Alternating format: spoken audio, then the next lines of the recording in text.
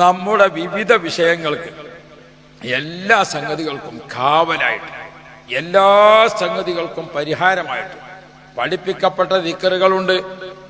ആ ദിക്റുകൾ നമ്മൾ ഓരോരുത്തരും ചിന്തിക്കണം. ആ ദിക്ർ നമ്മൾ ചൊല്ലിക്കൊണ്ടിരുന്നാൽ അതിന്റെ എണ്ണത്തിനും വണ്ണത്തിനും ഓരോന്നും 3 വട്ടം എന്ന് പറഞ്ഞാൽ 3 വട്ടം, 1 പ്രാവശ്യം എന്ന് പറഞ്ഞാൽ 1 പ്രാവശ്യം, ഓരോന്നിനും അതിന്റെ എണ്ണത്തിൽ വരെ നബി സല്ലല്ലാഹു അലൈഹി വസല്ലം തങ്ങൾ നിസ്കാരം കഴിഞ്ഞിട്ട് സുബ്ഹാനല്ലാഹ് 33, അത് 32 ആക്കാനും 34 ആക്കാനും നമുക്ക് അധികാരമില്ല. അൽഹംദുലില്ലാഹ് 33, അത് 33 പറഞ്ഞാൽ 33 തന്നെ.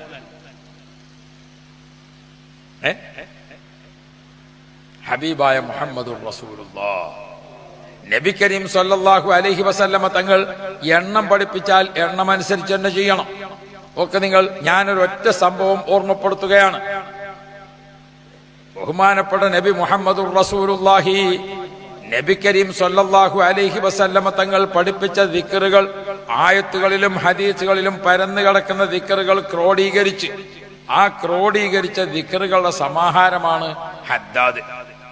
ആ ഹദ്ദാദ് ഇങ്ങനെ ചൊല്ലിക്കൊണ്ടിരിക്കുമ്പോൾ അതിന്റെ അവസാനത്തെ ദിക്റാണ് അസ്തഗ്ഫിറുല്ലാഹ റബ്ബൽ ബറായ വനസ്തഗ്ഫിറുല്ലാഹ മിനൽ ഖതായാ. ഹദ്ദാദിലെ എല്ലാ ദിക്റും 3 പ്രാവശ്യം.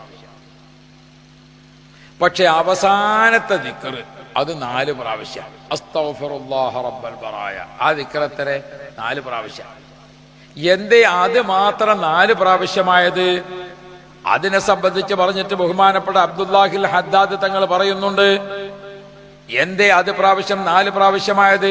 അത് 1 പ്രാവശ്യം ചൊല്ലിയാൽ മനുഷ്യന് 4 അവസ്ഥയാണ്. ഒരു പക്ഷേ പകല്, അല്ലെങ്കിൽ രാത്രി, അല്ലെങ്കിൽ രഹസ്യമായിട്ട്, അല്ലെങ്കിൽ പരസ്യമായിട്ട് 4 അവസ്ഥയാണ് മനുഷ്യന്.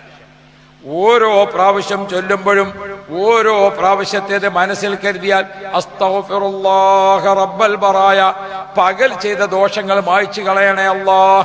അസ്തഗ്ഫിറുല്ലാഹ റബ്ബൽ ബറായ, രാത്രി ചെയ്ത ദോഷങ്ങൾ മായ്ച്ചു കളയണേ അല്ലാഹ്. അസ്തഗ്ഫിറുല്ലാഹ റബ്ബൽ ബറായ, രഹസ്യമായി ചെയ്തതിന് മാപ്പ് തരണേ അല്ലാഹ്. അസ്തഗ്ഫിറുല്ലാഹ റബ്ബൽ ബറായ വനസ്തഗ്ഫിറുല്ലാഹ മിനൽ ഖതായ, പരസ്യമായി ചെയ്തതിനെ കഴുകിക്കളയണേ അല്ലാഹ്. 4 പ്രാവശ്യം ചൊല്ലുമ്പോൾ 4 നിയ്യത്തിൽ അതാത് ദിവസം ചെയ്ത ദോഷം അതാത് ദിവസം തന്നെ പൊറുപ്പിക്കപ്പെടും, അന്ന് തന്നെ കഴുകിക്കളയും. അത്ര ശക്തിയുള്ളതാണ്. അതാണ് 4. അത് 3 ആക്കാൻ നമുക്ക് പറ്റൂല, 5 ആക്കാനും നമുക്ക് പറ്റൂല. ഒരു പൂട്ടിന് ഒരു ചാവി ഉണ്ടായാലേ ആ ചാവിക്ക് 3 പല്ല, എന്നാൽ 3 തന്നെ പറ്റുള്ളൂ. നമ്മളെ പക ഒരു പല്ല് കളഞ്ഞാലേ പൂട്ട് തുറക്കൂല. നമ്മളെ പക 2 പല്ല് കൂട്ടിയാൽ അതോട് കൊള്ളൂല. അതാ ദിക്റുകൾക്കൊക്കെ ഒരു എണ്ണം പറഞ്ഞെടുത്ത് അതിന്റെ പ്രത്യേകതയുണ്ട്. അങ്ങനെ ദോഷങ്ങളാണ് പൊറുപ്പിച്ച് കഴിഞ്ഞിട്ട്, ദോഷം പുറത്ത് കഴിഞ്ഞിട്ട് ഫഅലം അന്നഹു ലാ ഇലാഹ ഇല്ലല്ലാഹ്, ആ ദിക്ർ ഇങ്ങനെ ചൊല്ലുന്ന സമയത്ത് പ്രിയപ്പെട്ട മുഅ്മിനീങ്ങളെ, അബ്ദുല്ലാഹിൽ ഹദ്ദാദ് റളിയല്ലാഹു അൻഹു ദിക്ർ ചൊല്ലി. ആ ദിക്ർ ഇങ്ങനെ ചൊല്ലി ചൊല്ലി ചൊല്ലി ചൊല്ലി ബഹുമാനപ്പെട്ടവർ വഫാത്തിന് അങ്ങോട്ട് കിടക്കുമ്പോൾ ഒളു എടുത്ത് 2 റക്അത്ത് നിസ്കരിച്ചിട്ട് ലാ ഇലാഹ ഇല്ലല്ലാഹ് ചൊല്ലിയിട്ട് ഇങ്ങനെ കിടക്കാണ്. ആ ലാ ഇലാഹ ഇല്ലല്ലാഹ്, ലാ ഇലാഹ ഇല്ലല്ലാഹ് അതിങ്ങനെ ചൊല്ലിയിട്ട് 500ാമത്തെ പ്രാവശ്യം പൂർത്തിയായപ്പോൾ റൂഹ് വിരിഞ്ഞു. അതാണ് അബ്ദുല്ലാഹിൽ ഹദ്ദാദ് റളിയല്ലാഹു അൻഹു. നമ്മളെ മുന്നിൽ നിൽക്കണ മഹാന്മാര് ആരാണെന്ന് നിങ്ങൾ വിചാരിച്ചത്? 500ാമത്തെ പ്രാവശ്യം ലാ ഇലാഹ ഇല്ലല്ലാഹ് പൂർത്തിയായപ്പോഴാണ് വഫാത്തിന്റെ സമയം. പ്രിയപ്പെട്ട മുഅ്മിനീങ്ങളെ, താജുൽ ഉലമ ഉള്ളാളത്തെ ഉപ്പാപ്പ വഫാത്തായല്ലോ. 3ാമത്തെ ആണ്ടാണ് ഈ വന്നിരിക്കുന്നത്. ഉള്ളാളത്തെ ഉപ്പാപ്പ 15ാമത്തെ വയസ്സിൽ ഖുർആൻ മനഃപ്പാഠമാക്കിയ ആളാണ്. അന്ന് മുതൽക്ക് എല്ലാ വെള്ളിയാഴ്ചയും ഖുർആൻ ഖത്തം തീർക്കും. എല്ലാ റമളാനിലും 15 ഖത്തം ഓതും. 2 ദിവസം കൂടുമ്പോൾ ഒരു ഖത്തം.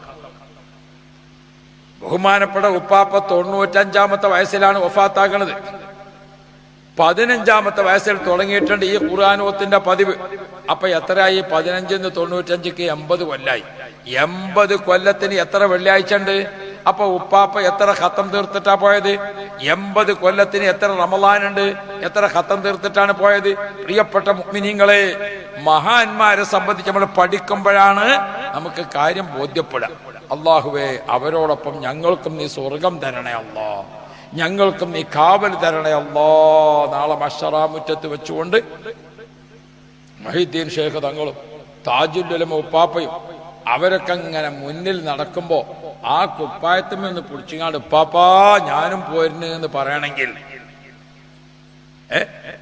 ബഹുമാനപ്പെട്ട ഫാത്തിമ ബീവിയും ആയിഷ ബീവിയും ഖദീജ ബീവിയും ഒക്കെ പോണത് കാണുമ്പോ ആ കുപ്പായത്തും ഇങ്ങനെ പിടിച്ചുകാണ്ട് ഉമ്മാമ ഞാനും പോരുന്നു എന്ന് പറയണമെങ്കിൽ, ചെറിയ മക്കളുണ്ടെങ്കിൽ ഉമ്മമ്മ അപ്പപ്പ നമ്മളെ വീട്ടിൽ നിന്ന് ഇങ്ങനെ ഓടി വരുന്നേ, ആ വരവ് ഞമ്മക്കുമാണ് ചെന്നിട്ട് ഓലൊപ്പം പോണെങ്കിൽ 5 വഖത്ത് നിസ്കരിക്കുകയും അള്ളാഹുവിന് ദിക്ർ ചൊല്ലുകയും മഹാന്മാരെ മഹബത്ത് വെക്കുകയും ചെയ്തുകൊണ്ട് നമ്മൾ അള്ളാഹുവിന്റെ പൊരുത്തം വാങ്ങണം. അള്ളാഹുവെ, ഖൈറായതൊക്കെ ഞങ്ങൾക്ക് നൽകണേ അല്ലാ, ഷർറായതൊക്കെ ഞങ്ങൾക്ക് ഒഴിവാക്കണം.